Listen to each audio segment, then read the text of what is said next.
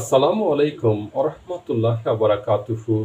এখন শুনবেন হাদিস 2999, সহিউল বুখারী।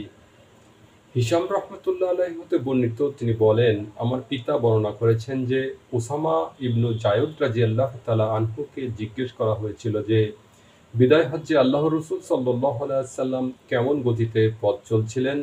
রাবি ইয়াহইয়া রাদিয়াল্লাহু তাআলা আনহু বলতেন, উরওয়াহ রাহমাতুল্লাহ আলাইহি বলেন, আমি শুনতেছিলাম তবে আমার বর্ণনায় তা ছুটে গেছে। উসামা রাহমাতুল্লাহ আলাইহি বলেন, আল্লাহ রসুল সাল্লাল্লাহু আলাইহি ওয়াসাল্লাম সহজ দ্রুত গতিতে চলতেন, আর যখন প্রশস্ত ফাঁকা জায়গা পেতেন তখন দ্রুত চলতেন। নাস হচ্ছে সহজ গতির চেয়ে দ্রুততর চলা। আপনারা শুনেছেন হাদিস 2999। আপনারা শুনবেন হাদিস 3000। আসলাম রাদিয়াল্লাহু তাআলা আনহু হতে বর্ণিত, তিনি বলেন, আমি মক্কার পথে আব্দুল্লাহ ইবনু উমর রাদিয়াল্লাহু তাআলা আনহু এর সঙ্গে ছিলাম। পথে তার নিকট সাফিয়া বিনতু আবু ওয়াইদ রাদিয়াল্লাহু তাআলা আনহু এর ভীষণ অসুস্থতার সংবাদ পৌঁছে তখন তিনি দ্রুত গতিতে চলতে থাকেন।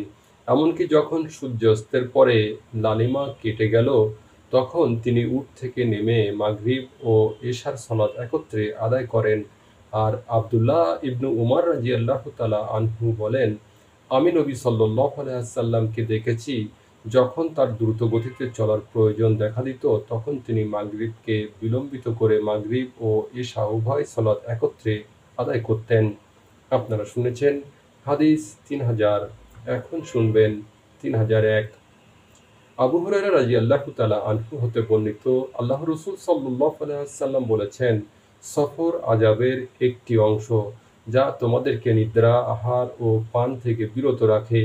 কাজেই তোমাদের প্রত্যেককে যেন নিজের কাজ সেরে তার পরিজনের নিকট দ্রুত চলে আসে। আপনারা শুনেছেন হাদিস 3001, সহিহুল বুখারী।